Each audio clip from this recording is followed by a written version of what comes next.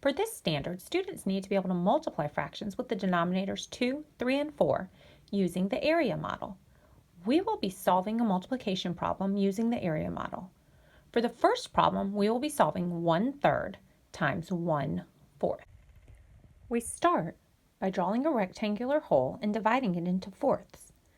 We divide the fraction into fourths first because the problem 1/3 times 1/4 can be read as 1/3 of 1/4. We then need to figure out what 1/3 of 1/4 is by dividing the whole in thirds along the other side of the rectangle. 1/3 of 1/4 is represented by the part where both shadings overlap. The circled part represents our product. And if we look, it is 1 out of 1, 2, 3, 4, 5, 6, 7, 8, 9, 10, 11, 12.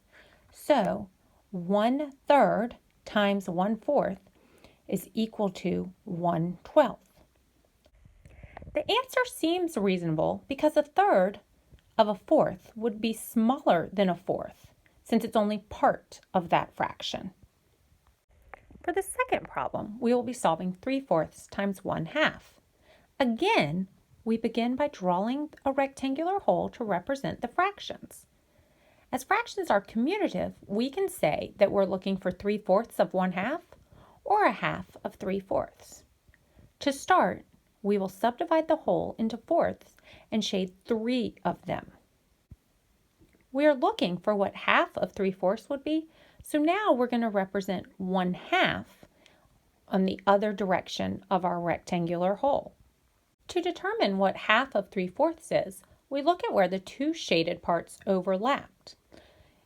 If we look at this, we will see that it represents 1, 2, 3 out of 1, 2, 3, 4, 5, 6, 7 eighths. So it represents 3/8. Therefore, 3/4 times 1/2 is equal to 3/8.